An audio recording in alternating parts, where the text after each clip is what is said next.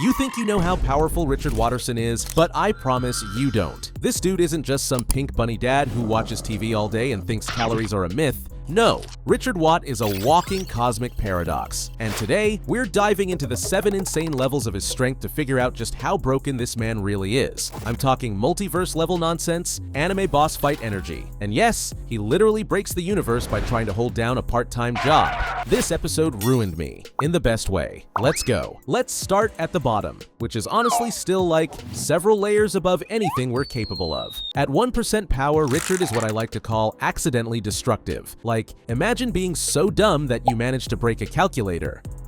There's a couple of little glitches with certain commands, like if I try to use the arrow with the balloon, see what happens. So yeah, pretty good game, 8 out of 10, would play again. Yeah, in the episode The Brain, Richard uses a calculator in a way so cursed that it causes his entire computer to explode. Not freeze, not overheat, explode.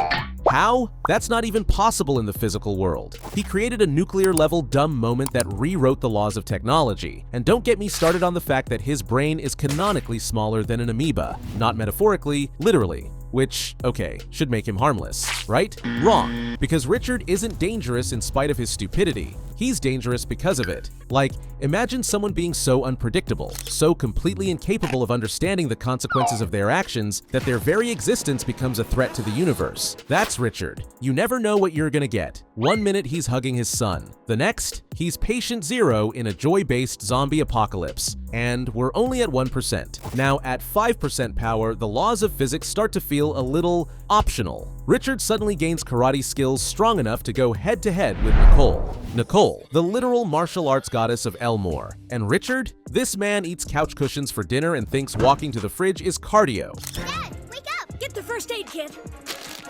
Clear!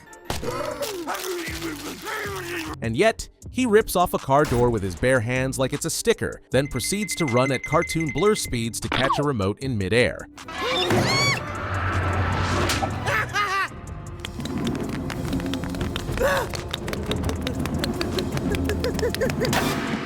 Like, okay, let's break this down. According to Google, yes, I did the math, Richard weighs 318 pounds. That's like trying to launch a vending machine down a racetrack. And somehow, this guy is sprinting at speeds that would make Sonic blush. He's not just fast for his size, he's fast in ways that shouldn't be possible. Physics is looking at Richard like, I didn't sign up for this. But now we're hitting 10% and things start getting scary. This is where Richard becomes emotionally dangerous. In the joy, all he does is give his sons a hug. That's it.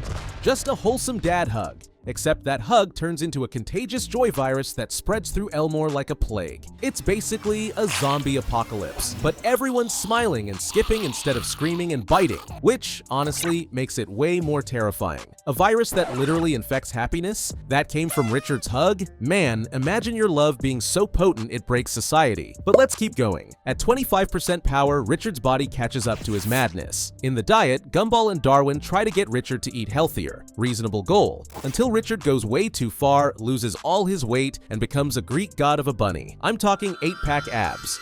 Jawline sharp enough to cut steel. Energy of a guy who definitely calls himself Alpha Bunny on Instagram. Say, which one of you two fine specimens is coming with me to the mall? People there are gonna want to see me with my shirt off. And at first, you're like, okay, good for him. Self-improvement. Until he becomes so hot that it breaks his brain. He starts posing in burning buildings instead of helping people. A literal house is on fire and this man is standing in the doorway doing sexy firefighter cosplay. The cherry on top? Someone tasers him, and instead of being hurt, his abs just flex harder. Like, the electricity activates him? Sir, that's not how bodies work. Honestly, I wouldn't be surprised if he swallowed the taser and called it an appetizer. But now we hit 50% power, and this is when Richard starts moving into full-blown cartoon god territory. In the console, the entire world of Elmore gets turned into an RPG video game. Everyone else gets reasonable powers. Nicole gets the I'm not angry, just disappointed attack. Carrie gets the stop hitting yourself move. Classic. And then Richard shows up. This man rolls in looking like a final boss from hell, easily 1,000 times bigger than the enemy. He uses an attack called Ring of Fire and just casually one-shots the final boss into oblivion.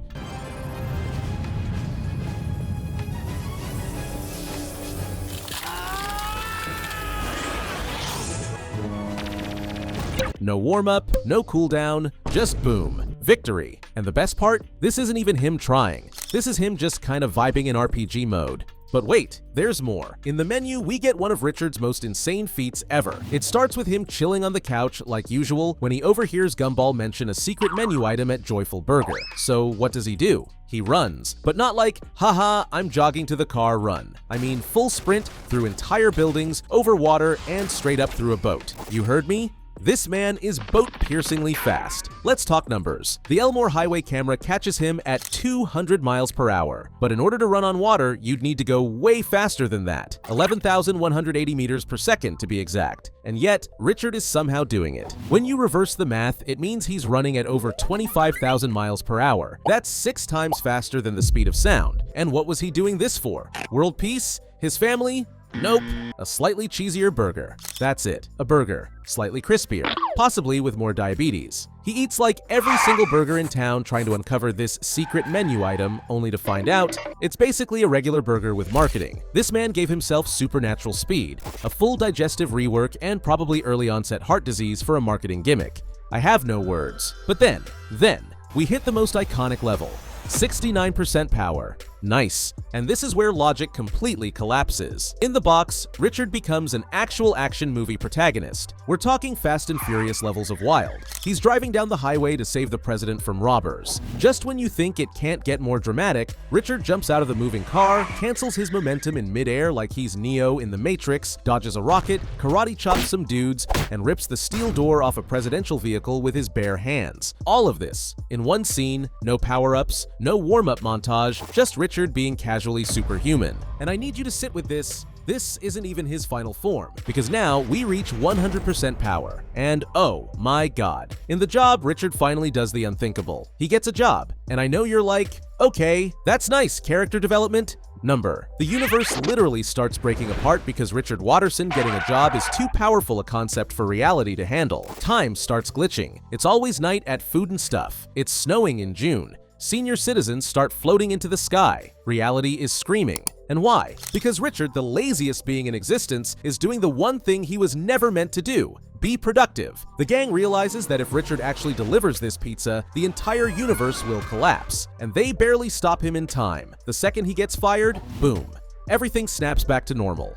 Richard's laziness is so cosmically integral to Elmore's existence that the moment he tries to change, reality just says, nope, can't do this. And I'm sorry, but that is peak character writing. Because behind all the chaos, all the dumb moments, all the food and fights, Richard Watterson is exactly what makes Elmore work. He is the glitch in the system, the nuclear dad, the dumbest, strongest, most accidentally dangerous cartoon character ever created. And I will die on this hill. But hey, don't let Richard's chaos be stronger than your willpower. If you watched all the way to the end, and you know you did, smash that like button before the universe implodes. Tell me in the comments what level of Richard's power scared you the most. Was it the taser abs, the joy virus, the literal time collapse? And of course, subscribe for more breakdowns of insane cartoon logic, unhinged power levels, and probably emotional damage. Because trust me, we're just getting started.